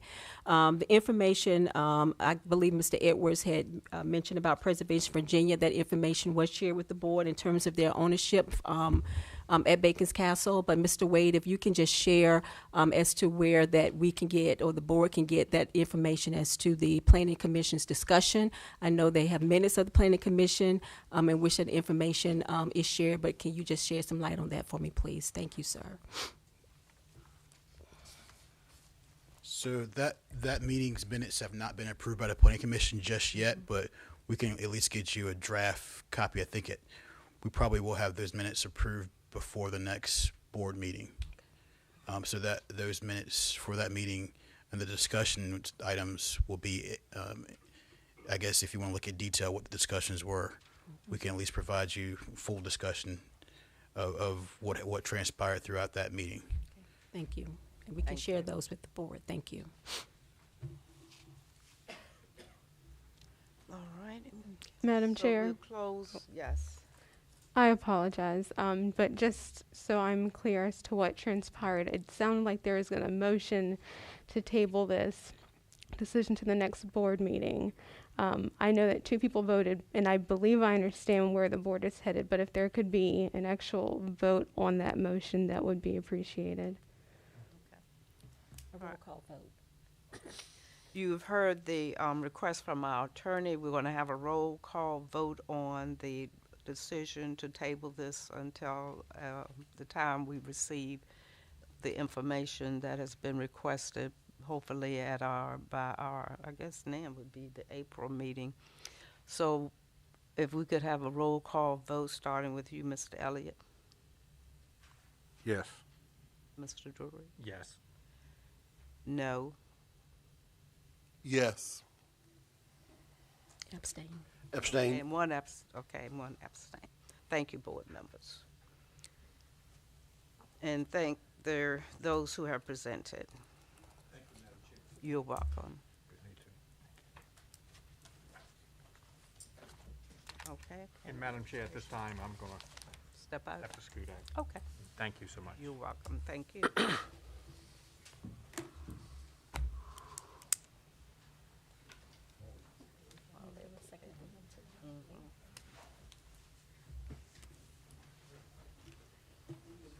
You too.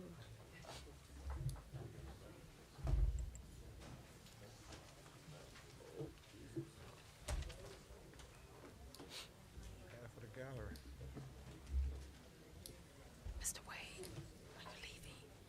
Are you leaving? Are you leaving? No. Good night. Thank you.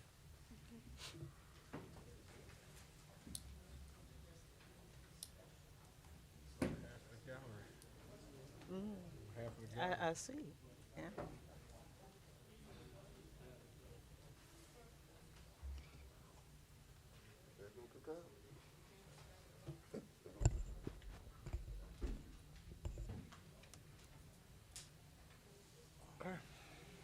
Okay, You ready? we're ready to start back up. Where everybody left and not here to hear the good stuff. But I understand. Yes, Madam Chairman, members of the board, in the county administrator's report on this evening, I just wanted to share with the board, I know that you all, we had our work session. It was a very productive work session. In your board, the supervisor's material and for the agenda, also for the public to be able to have that information.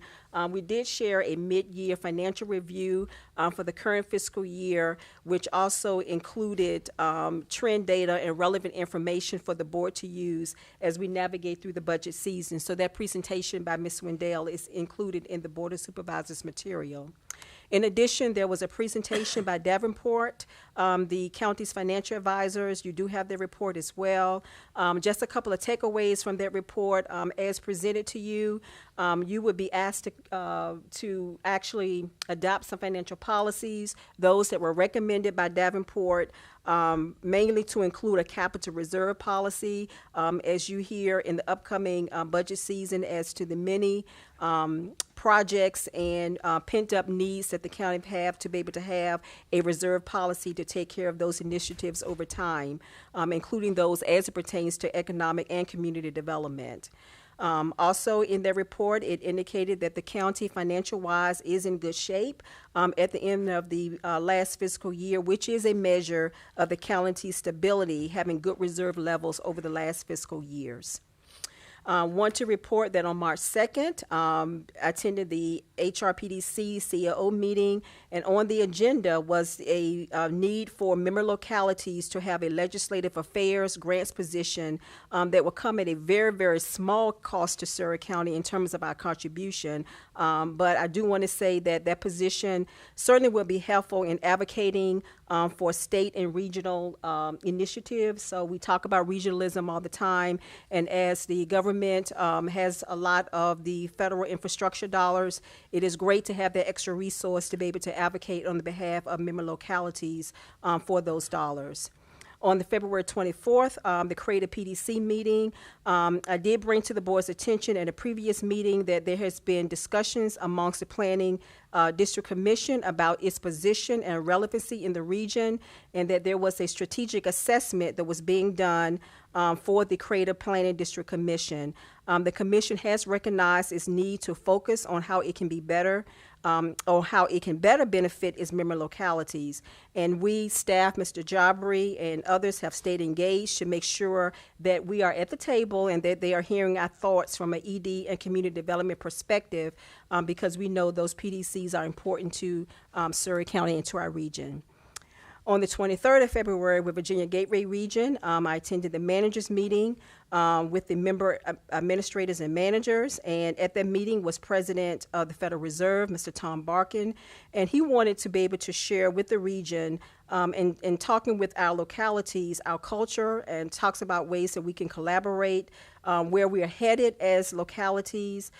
He was really interested in ways that we are looking at how we are growing our communities.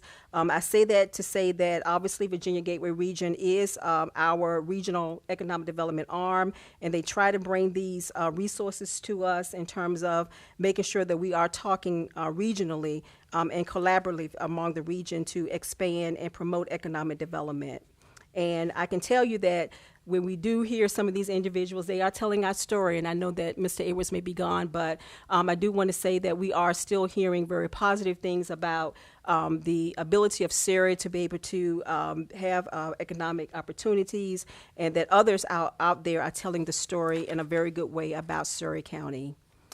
On March the 9th, I do want to say that you all may have heard this before, but Dominion Energy on March the 9th will be doing the sirens testing.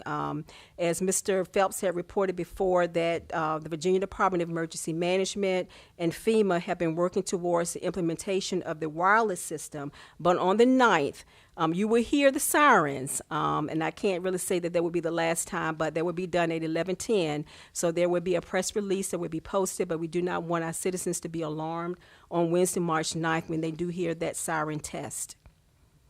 Board members and citizens, I do want to share that we are actively still working on our solid waste collection sites. We have been diligently working to complete site grading and to fill the potholes after the winter, the snow and the rain, and making other improvements at the various sites.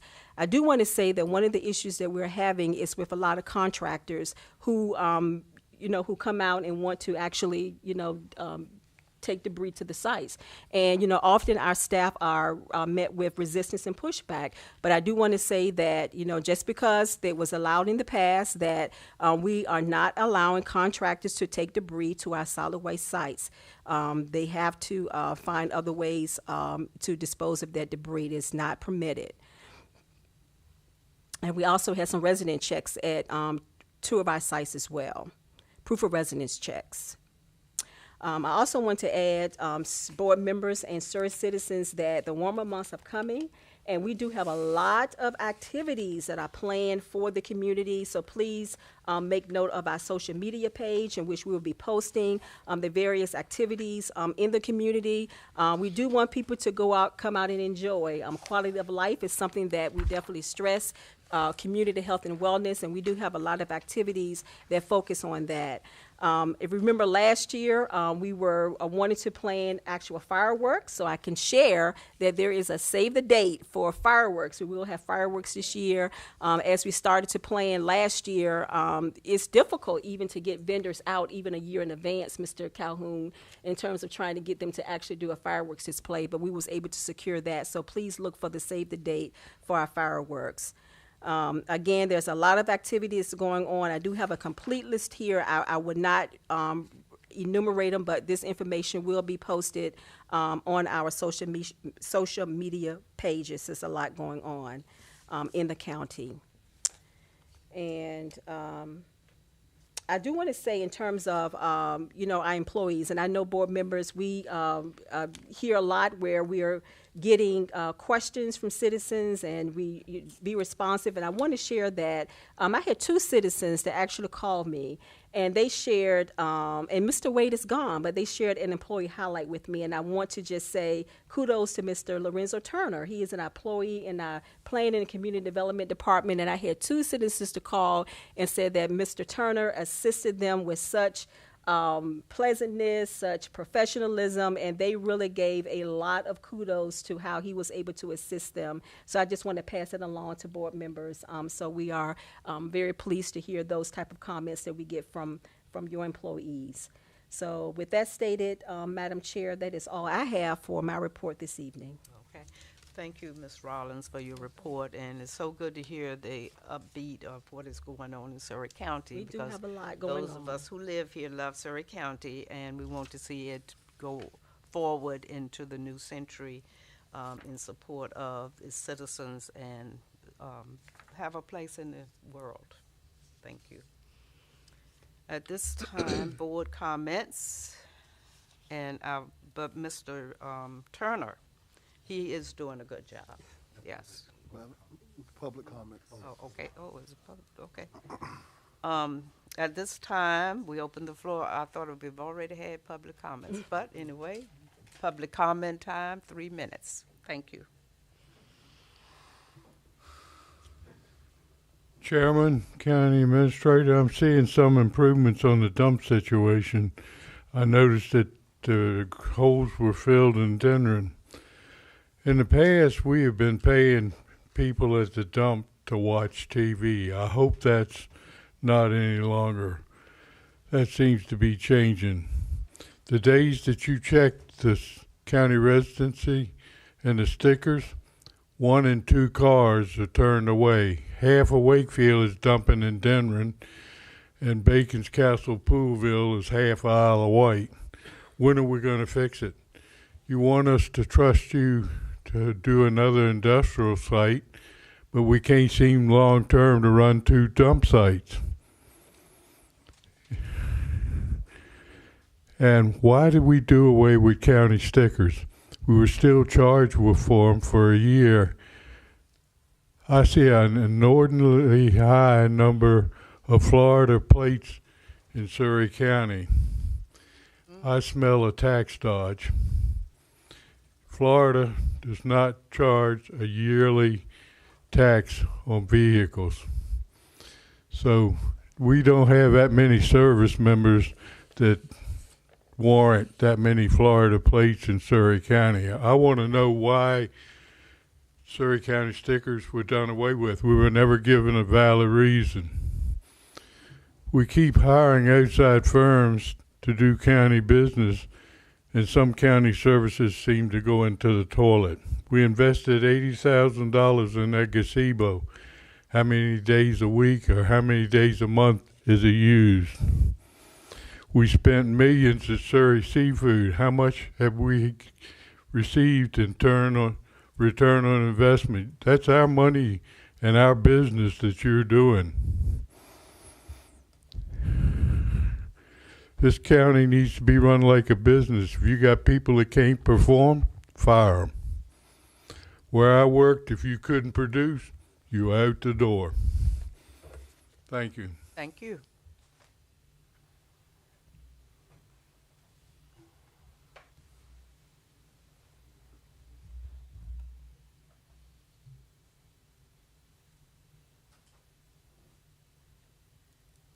My taxes are going up again. I'm not happy. Mrs. Eggleston, name and district, please. Eggleston, Denver Blackwater District. Thank you. There are many residents, as I'm sure you know, in Surry County that depend on a Social Security income. Tax rates are very concerning. I just heard our county administrator give a glowing report on what is good about Surry County. Davenport, your financial advisor, apparently agrees with her. It sounds really nice, but with a constant real estate tax rate increase, it hits some of the Social Security recipients pretty hard.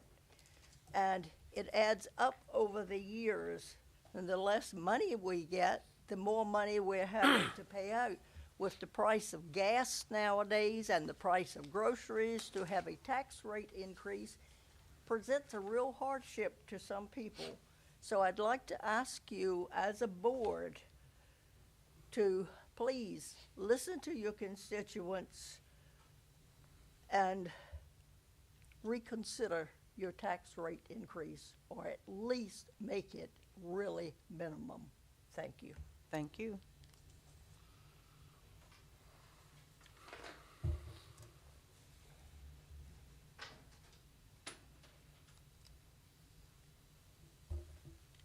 Susan Corbella, Spring Grove. In reference to the property, the assessments that just came along, I hope that the board takes into consideration to possibly reducing the tax rate. Other counties are doing that. There's New Kent County, I believe, went from 74 to 66. Not positive on the numbers, but it was a big decrease because of such high assessments.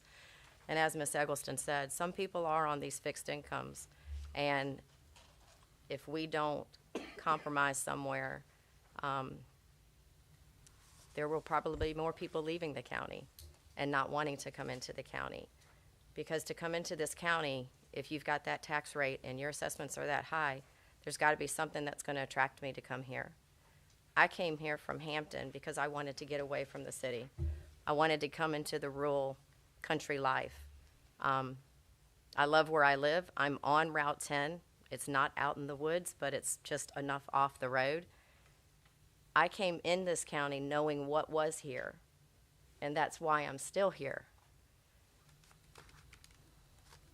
But I think the county really needs to start looking at what you have and work at what you have. You've got 2 industrial parks to consider. Do something with them before you start trying to do other things in the county. You have a nature trail that is down at the seafood restaurant. But if I'm not mistaken, I haven't been down there lately, but I don't know if it's opened back up or not because it was closed down because it was not properly completed.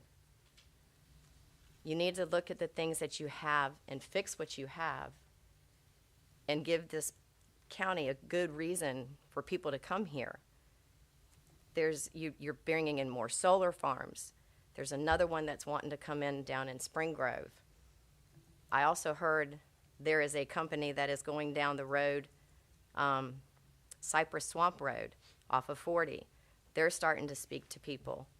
That one's going to be right across the street from me. I could walk a mile this way to Strata, which isn't complete yet because they haven't finished everything. I don't know if the one across 10 from the VDOT that they had to expand to has even started. Spring Grove, a mile that way, I can walk to it. The one across the street, if that comes, they only want 100 acres, and that one food plot guy is willing to give it to them.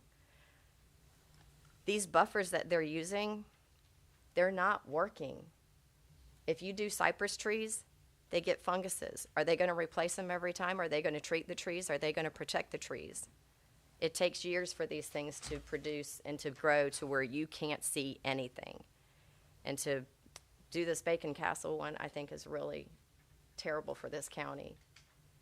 If we're going to produce and promote tourism, that's not going to promote tourism to come to a historical site and see solar panels. Thank you. Thank you. Board members, if you would, and citizens, I want to read to you a few comments that we have about the reassessment, because I think some people are getting a little misunderstanding on what's happening with the reassessment. Virginia law requires periodic assessments of real estate. They are not done to raise your taxes, but by law to bring all assessments to current market value. 2016 was the last reassessment, effective January 1st of 2016. The county currently has a 6-year cycle. The real estate market conditions at this time are out of the ordinary. This year, we have fell into an upswing in the market nationally.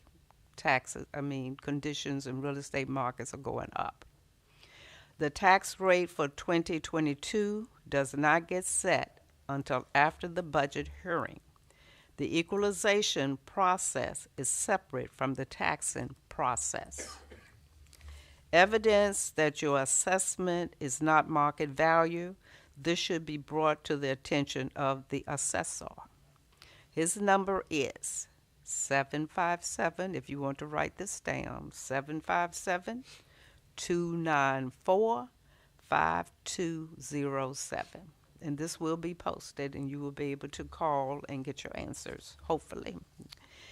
Additionally, at least additional information will be available online at the county's website, which is www.surrycountyva.gov.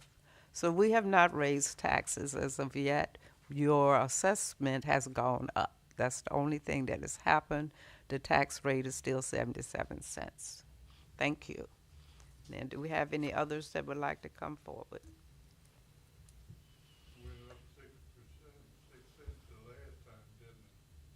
I'm not sure, Mr. Eggleston. We didn't get 6% increase in services though. But you gotta beg to add the dump fee. You're raising taxes, I mean, that's one of the few things. Thank you, Madam Mr. Chair. Eggleston, but at this time, your comments are not being taken. Thank you.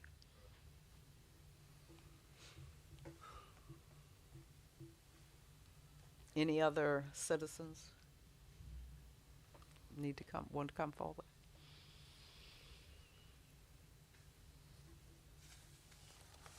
Okay, all right. I'm going to take it that that's all the comments from our citizens for tonight. At this time, we will have comments by our board members. Mr. Howell, would you like to start tonight? I don't have any comments at this time. Mr. Calhoun? Oh, sorry, no, ma'am. Okay, Mr. Elliott? Yes, Ms. Little, I hear the concerns of the citizens in regards to the reassessment and the tax rate, but I want to reiterate to the citizens that it is not the board that did the reassessment. This is state law. This has to be done periodically. This is not the board. The board is getting a lot of flack as if the board is the one that hired somebody to come out and do the assessment. This is state law. This is something we had no control over.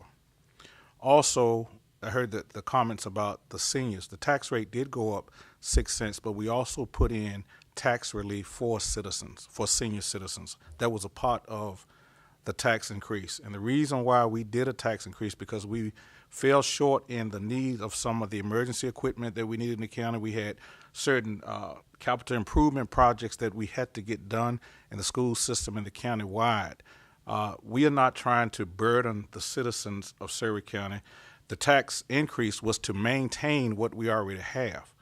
So I just want the citizens to know that we're not here to do any harm to you.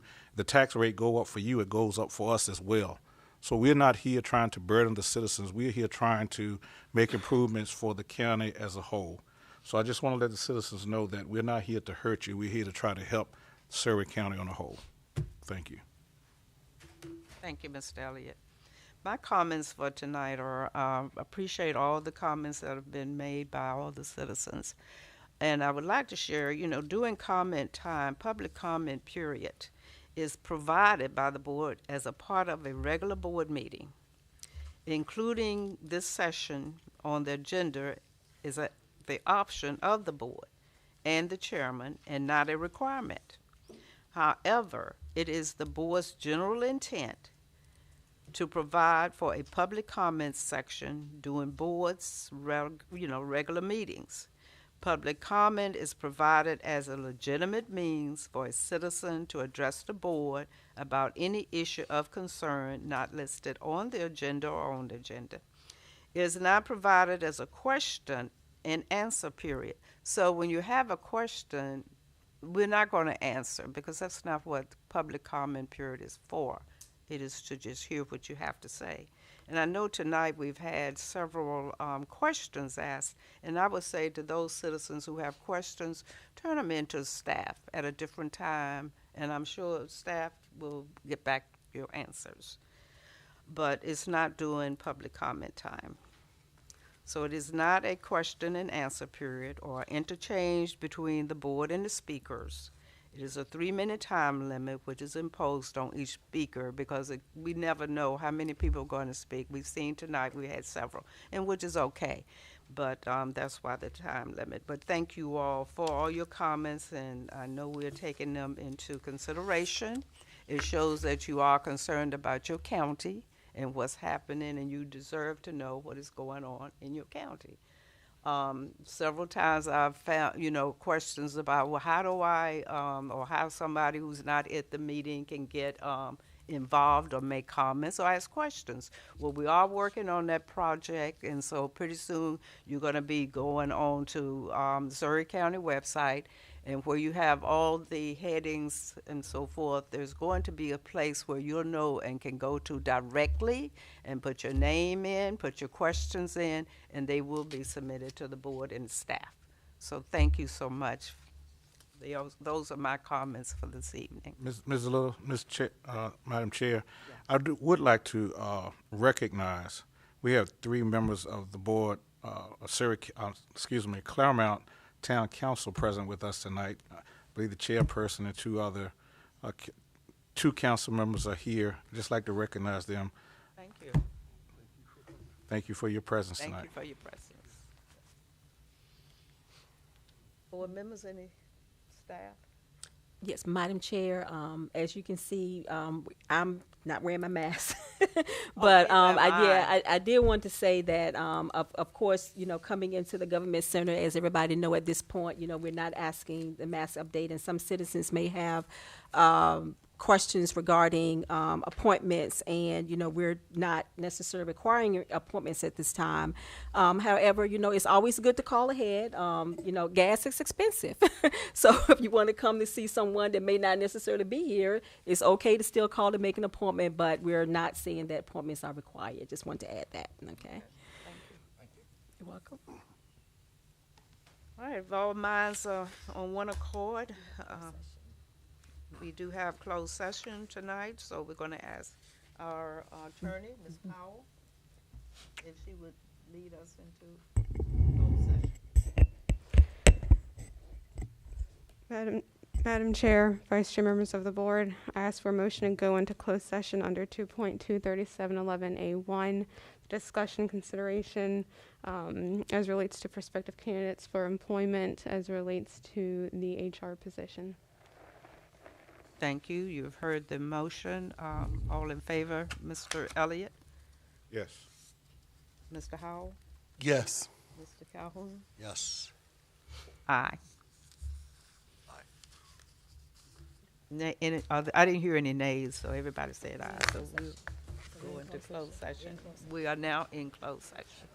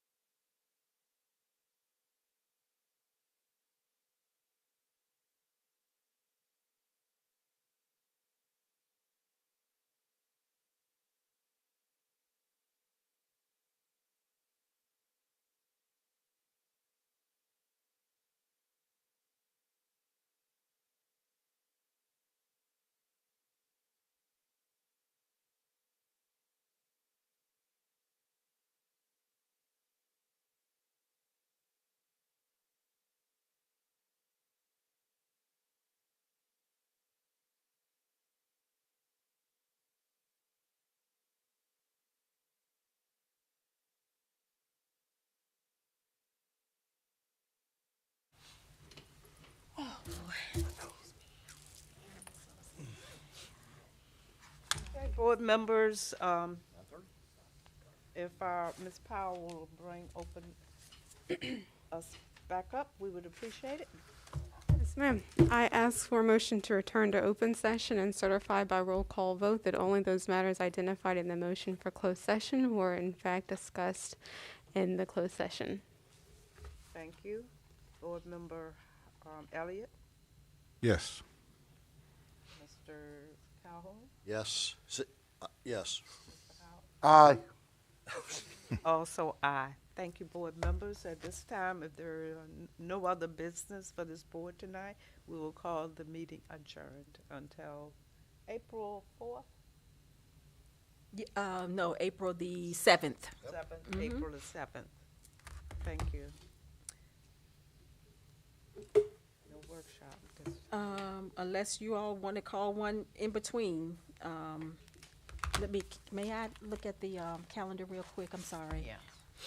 Apologize. I think we may need one in light of the, Budget. not just the budget, the solar farm. Solar farm. I think discussion is needed amongst the board on that, so, I mean, we're not trying to sway anybody's opinion, but I just think, that's why I wanted to table it tonight, so we could get a chance to talk about it as a board. What date would you like that on? It cannot be on the 24th. The third Thursday is the 17th, which is St. Patty's Day. Nope. Nope. Oh, it is. I have cataract surgery on that day, the 17th and the 31st. Ooh. I already had them at 50. So they did well. I pray so.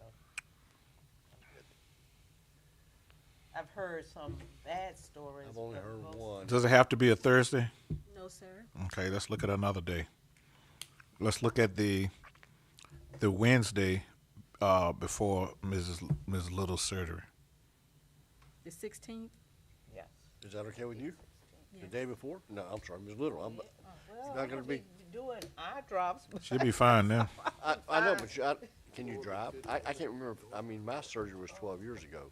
Okay, I don't know. I don't know, I so- wasn't given any instructions other than. My sister just had it. She'll be fine. Okay. She can see very well until the surgery. No, I'm talking about before. You put drops in your eyes for a while. No, she'll be all right the day before. Okay. If not, I go pick her up. This is yours. Yeah. Okay, on this, so you all are picking the 16th? Yes. At, yeah, 6 o'clock. 6 o'clock. I like the earlier times for work sessions.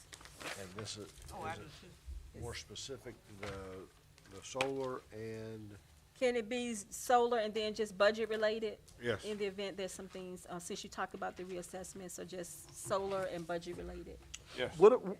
Does a line need to be on there? Do we need to discuss any more on the line, RNG? I saw it was on the consent agenda for public hearing. Will we be ready to vote on? I think we're ready to vote on that. Okay. I think we discussed that thoroughly. Yes. I know Mr. Jury had a couple questions, but I think they got answered.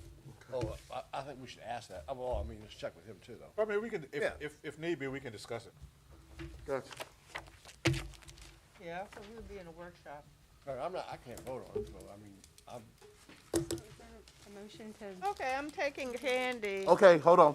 So, Madam Chair, I move that we adjourn this meeting until our special work session meeting on March the 16th at 6 o'clock here in the boardroom of the government center, Second. the conference room. Second. Been moved in second. Mr. Second. Calhoun? Okay, we all agree, all ayes. Aye. Aye. Meeting adjourned. Move to adjourn.